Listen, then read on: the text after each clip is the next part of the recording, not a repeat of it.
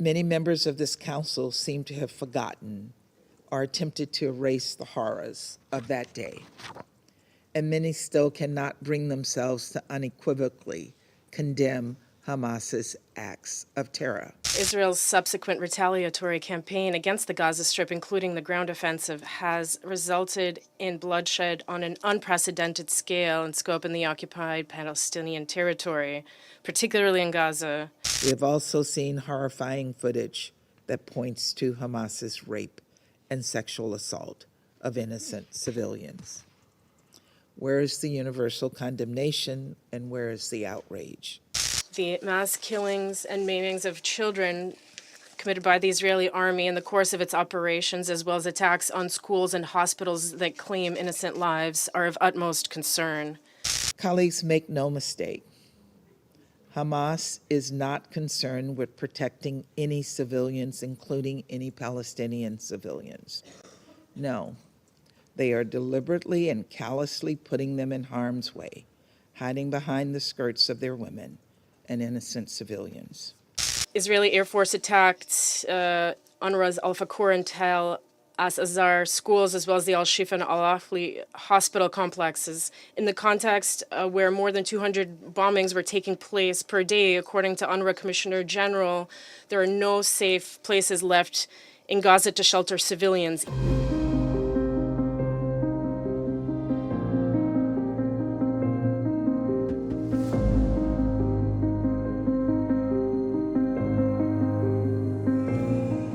Colleagues, last night we got welcome news, a deal which President Biden and the United States helped broker in partnership with Egypt and Qatar.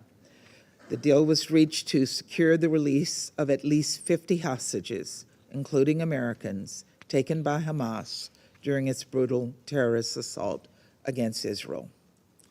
And over the coming weeks, we will work to reunite all hostages with their families. Every single one.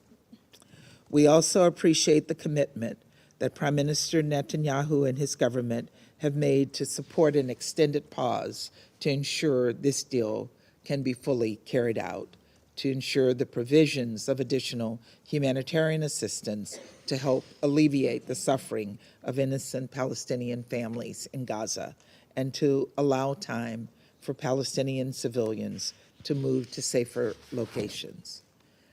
Now, all aspects of this deal must be fully implemented, and we must encourage all council members to support these aims. Colleagues, while this is real cause for hope, it does not undo the devastating toll this conflict has had on women and children, and on all innocent civilians in Israel, in Gaza, and the West Bank.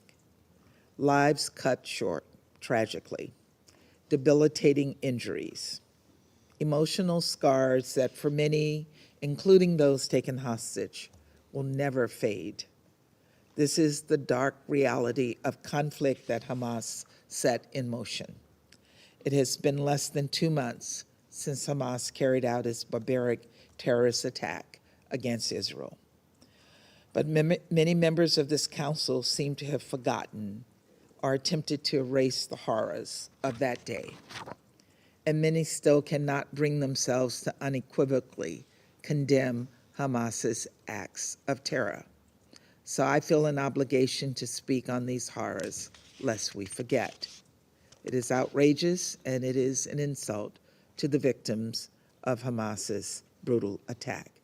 The children who were executed in front of their parents, the families who were burned alive, the young people who were gunned down with glee. We have also seen horrifying footage that points to Hamas's rape and sexual assault of innocent civilians.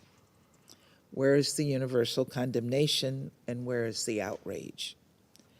Colleagues, this moment is a test of our capacity to empathize with the suffering of all.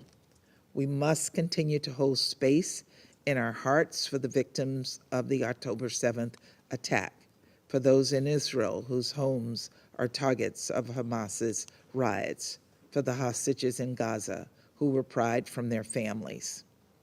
But let's be clear, we must also we must also have the same compassion for the innocent Palestinian civilians who've been killed and injured during this conflict. The innocent civilians, mostly children, under the rubble, and for the people in Gaza who are in dire need of humanitarian assistance, water, food, shelter, and other essentials. Colleagues, make no mistake, Hamas is not concerned with protecting any civilians, including any Palestinian civilians. No, they are deliberately and callously putting them in harm's way, hiding behind the skirts of their women and innocent civilians. Still, this does not lessen Israel's responsibility to protect civilians consistent with international humanitarian law, as it exercises its right to safeguard its people from acts of terror. Efforts to mitigate and respond to civilian harm are both a moral and a strategic imperative, and we're deeply saddened by the tragic loss of lives at the UN's Al-Fakura school in Gaza. Any harm to civilians sheltering at protected sites is unacceptable. Since early October, an increasingly dramatic situation has been unfolding in the Palestinian-Israeli conflict zone. The killing and violence inflicted on Israeli civilians cannot be justified. All terrorist attacks against civilians, including hostage-taking, deserve categorical condemnation. However, Israel's subsequent retaliatory campaign against the Gaza Strip, including the ground offensive, has resulted in bloodshed on an unprecedented scale and scope in the occupied Palestinian territory, particularly in Gaza, where a veritable humanitarian catastrophe is unfolding. Today, we heard new figures that vividly illustrate its scope. The number of Palestinians killed in less than 2 months is staggering, more than 13,000, half of them children. The unprecedented number of internally displaced persons since 1948, 1.6 million, is equally appalling. In short, the worst predictions of a disaster of near biblical proportions are coming true, and the Palestinians are facing this before our very eyes. At the same time, Israel is depriving the international community, including Russia, of the opportunity to provide the necessary humanitarian assistance to Gaza. The Strip remains cut off from steady and sufficient supplies of water, food, medicines, and fuel, which Israel has allowed to trickle in selectively only a month after the start of the blockade.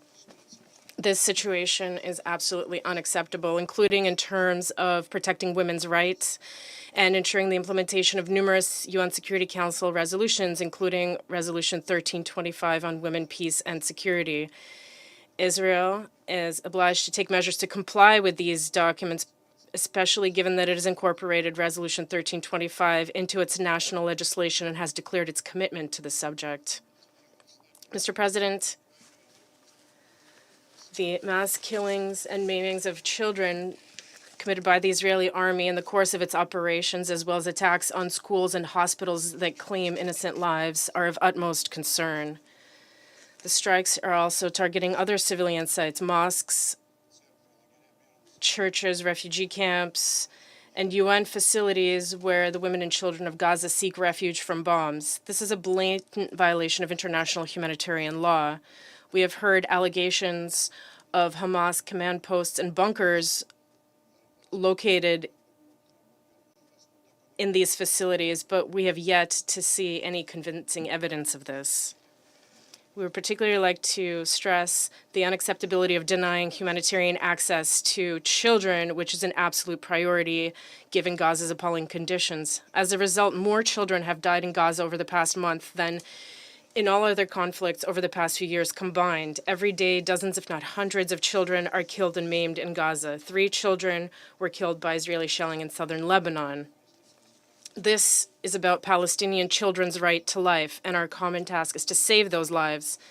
The Secretary General's sobering words that Gaza has become a graveyard for children rang out nearly 3 weeks ago, yet children continue to die. We ask the Secretary General and his Special Representative for Children in Armed Conflicts to keep the situation in Gaza under special scrutiny and to inform the Security Council of measures being taken. We're likewise concerned about Israel's and Western states' violations of the rights of those who express disagreement with Israel's actions. This includes violations of freedom of expression and peaceful assembly, as well as the persecution of human rights defenders. We believe that given these circumstances, the Security Council should make it a rule to invite representatives of Palestinian civil society, including women, to its meetings in order to obtain first-hand information on the situation in the occupied territories.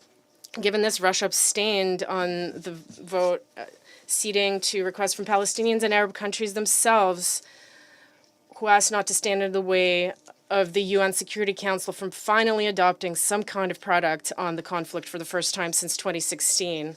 At the same time, the resolution left out Israel's violent raids on the West Bank and arbitrary air raids on Syria, as well as the growing tensions along the Blue Line with Lebanon, which create a risk of the crisis spreading out further throughout the Middle East region. The absolute moral and humanitarian imperative to end hostilities was reduced to a vague and undirected call for some kind of pauses, which are not backed by Israel's relevant obligations under international humanitarian law, nor by some kind of monitoring or implementation mechanisms. At the same time, there is no doubt that no humanitarian pause can change this unacceptable situation.